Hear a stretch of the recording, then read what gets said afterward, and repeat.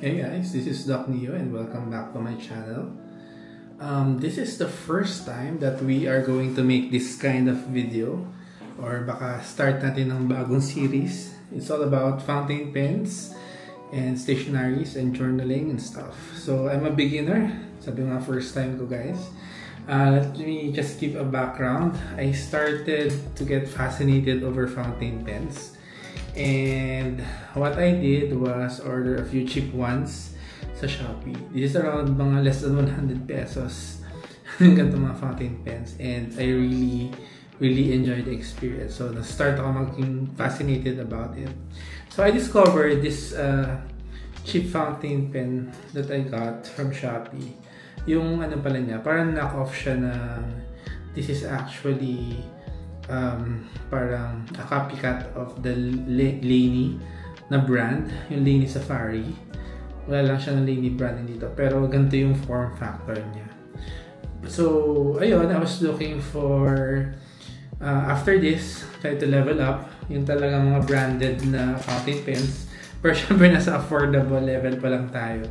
Kasi they can range to yung iba mga 100,000, yung sobrang gaganda na tsaka mga exclusive na fountain pen. So ito yung unang dumating is from Kaweco, pero since it's German, Kaweco yung pronunciation nila. Yung sabi nga, it's two major sources kasi of fountain pens is Europe, or specifically Germany and Japan. So yung mga Japanese brand tsaka may European brands, ganyan. So this is Kaweco. Tapos I was expecting for it to come in a special packaging kasi alam ko parang special collection to, pero regular black lang. And I was surprised na ganyan lang pala siya kaliit.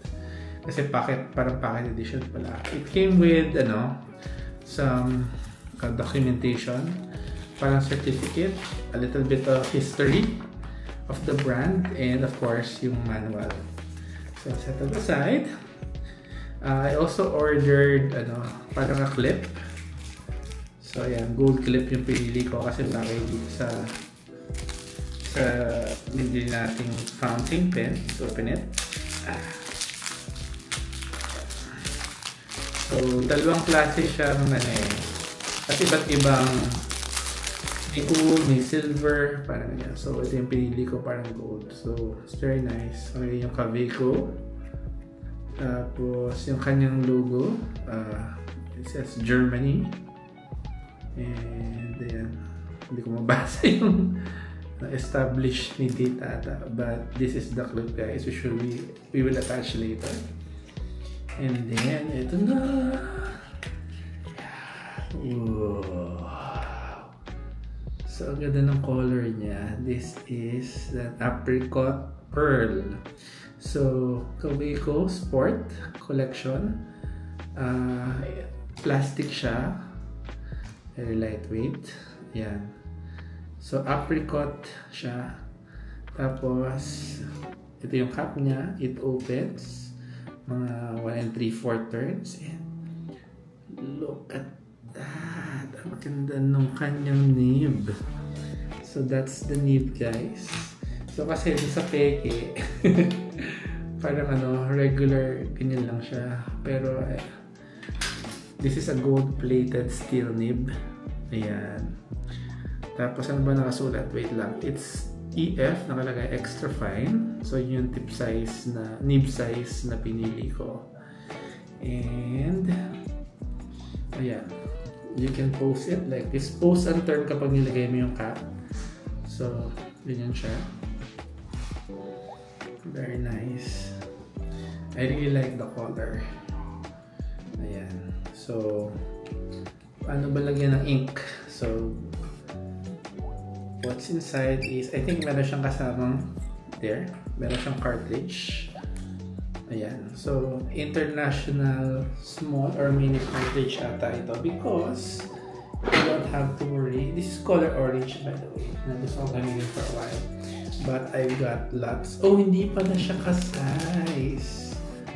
So, standard size itong dun sa ayan. So, mini pala. So, ibig sabihin kailangan tayong bumili ng mini cartridges or bumili tayo ng ink na separate.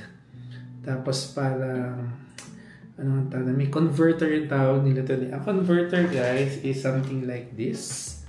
So parang you can buy an ink and then ayan, yung jar of ink dito mo ilalagay. Ayan. Pero actually pwede rin atang dito mo directly ilagay yung ink eh. Tapos close it like that. Although it's gonna be a bit messy. So how do we put the ink? So ayan guys. Ilalagay mo lang siya dito. And then you will press hanggang then may satisfying give.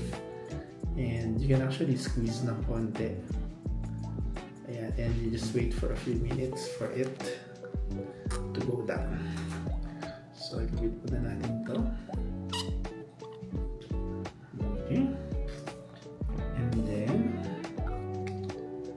we wait for it na magkaroon ng sulat. So gusto ko rin i-compare dun sa, syempre dun sa first timer kung fountain pen na mumurahin. Ang nagiging issue ko dito guys is madali siyang mawala yung madali mag-dry out, which is characteristic na pangit yung quality ng nib kasi dapat it will take a week siguro daw or a few days na hindi mo ginagamit para mag-dry out. Pero pag nangyari naman yun guys, if flush mo lang with water. So, ayan, meron na agad. And right away, I can tell the difference. Kasi as in no pressure, sumusulat siya. And super ganda, super smooth. So, hello. My name is Tokyo. Ang ganda. Mukhang gusto ko na rin mangolekta ng mga inks kasi syempre ang assumption is kapag pag original yung ink, mas maganda din siguro yung quality. So yun guys, here's a closer look. So if you have questions or anything, ito nga pala guys is around 2,000 pesos. Most expensive one that I have. Ayan. Pero syempre, tingnan natin kung makaka-acquire pa tayo ng mga mura-mura pang iba. Ayan, so I really like it. I like the gold color. Ayan. So, may mga questions kayo about it. And expect guys, I'll be making a series about pens and journals and the mga traveler notebook. Kasi I'm expecting my own traveler's notebook to come in anytime soon. So, gagawa ko ng video about that. So, again guys, this is Doc Neo. Ayan, please subscribe if you want to see more of these kinds of videos. Bye-bye and I'll see you next time. Oh guys, nakalimutan pala natin ilagay yung clip. So, paano ba dapat? I think it should go opposite, no? Opposite ng Kaweiko collection. Or, yeah, kasi matatakpan to ganyan. So, yan. And then, just put it like that. And that's it. It's so beautiful. Tanggalin natin itong